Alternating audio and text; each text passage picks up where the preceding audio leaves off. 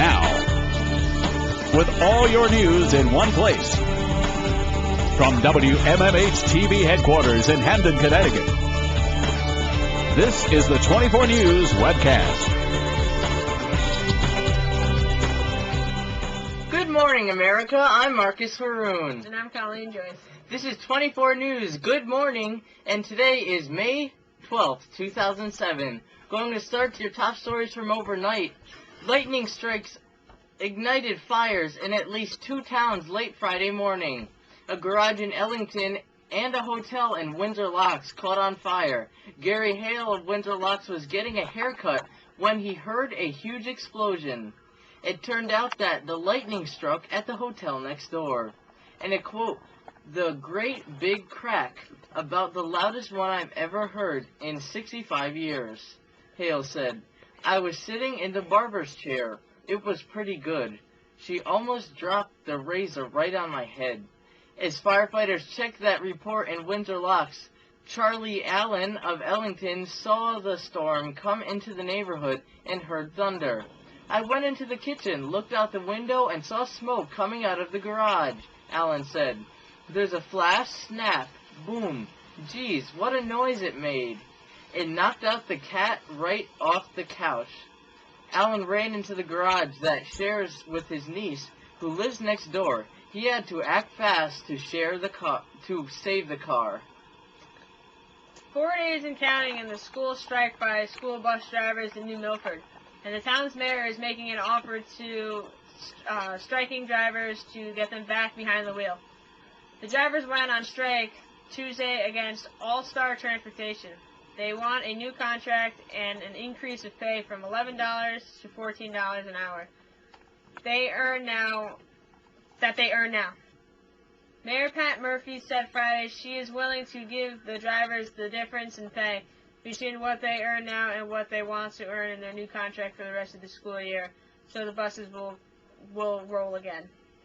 There's been no immediate response from the union or company about the mayor's offer. The distribution caused by the driver strike has been difficult for the families and shut down the schools on the first day of the strike. Since then, each school has had a continuity plan for parents to get children to and from school. Even with the strike, Superintendent Jeanne Pattyfoot says attendance has been very good, between 89 to 94%. In other news now, a Newtown school board member has resigned in the wake of a post-prom beer bash that occurred at his home last weekend. Tom Glisson and his wife had locked up their own alcohol and intended the gathering as an alcohol-free party for their teenage son and his friends. But officials said the dozen of their teens showed up with beer and hard liquor, and a neighbor brought in a keg on the back of an all-terrain vehicle. Glasson and his wife were both cited after failing to halt alcohol possession by a minor, and each was given a $146 fines. 8 teens also were cited as given infraction tickets. The Glasson family attorney says that they were just trying to provide a safe venue for a post-prom gathering, and even wrote down each car's license plates and took away the teens' car keys. Several parents and teens in Newington said that it's unfair for that the Glassons were cited, and they're good people who were only trying to provide a safe place. They said that the teens who brought the beer and liquor should be blamed, not the Glassons. An early morning fire in Essex destroyed a home under construction Friday. Firefighters were called about 12:40 a.m. Upon arrival, found the garage had already been burned to the ground and the roof of the house was gone. The fire department needed to use water shuttles to fight the fire because of the lack of water supply in the area. Multiple fire departments fought the fire for more than 4 hours as neighbors worried that the fire might spread to nearby trees and then to their homes. In other news, the budget battle at the state capitol has come full circle in the past 24 hours. Governor Jody Rell said no tax hike is needed, and the Democrats are saying they want to cut taxes for even more residents.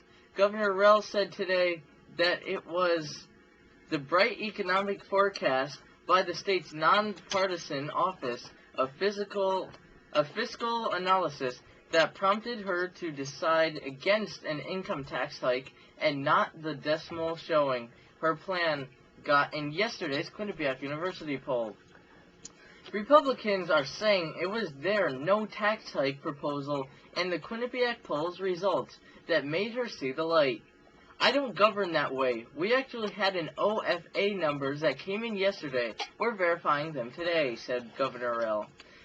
Democratic leaders see the governor's conversation in no tax increase as just an increase opportunity to amp up their plan. Speaker of the House James Ann Williams said the leader of the Senate now thinks they can expand their tax cuts while still increasing taxes on the high-income earners. Tommy? Thank you, Mark.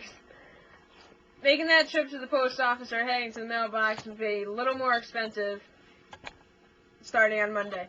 The post office is also adding a stamp that holds its value forever. Another major change that will affect anyone that's going to the post office will be the way packages are charged. In the past, the heavier the package, the more it would cost to mail. Starting Monday, the post office will shift to a shape-based pricing structure, so the smaller the package, the better, even if it weighs a little more. In other news now, U.S. and German officials fear terrorists are in the advanced planning stages of attacks on the U.S. military personnel and tourists in Germany.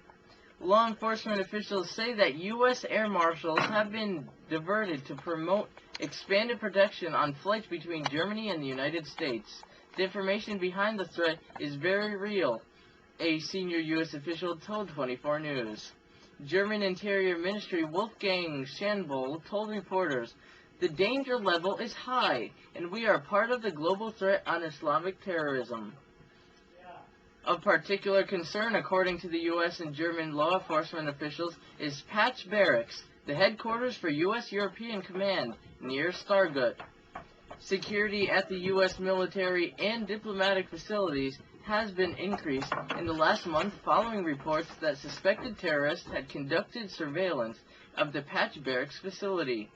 The 9/11 hijackers planned their operation out of Hamburg, Germany, and the country continues to find out where the staging area for Al-Qaeda and the groups affiliated with it are. Here's your first check of the weather.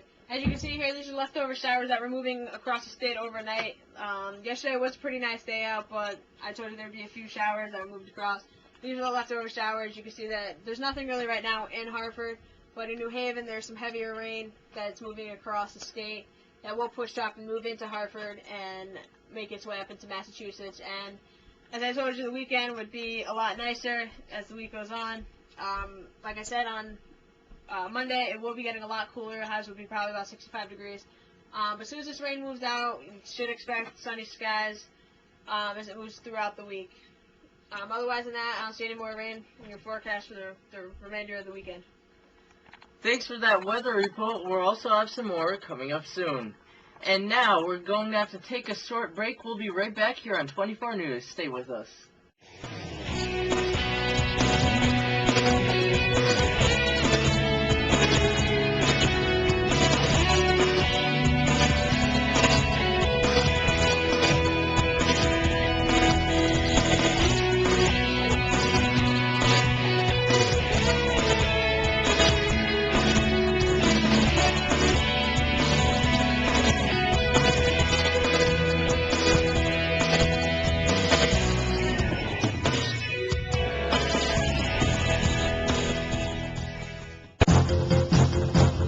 When news broke about a car fire in Hamden, 24 News brought you the story fast. We'd like to let you know about some breaking news.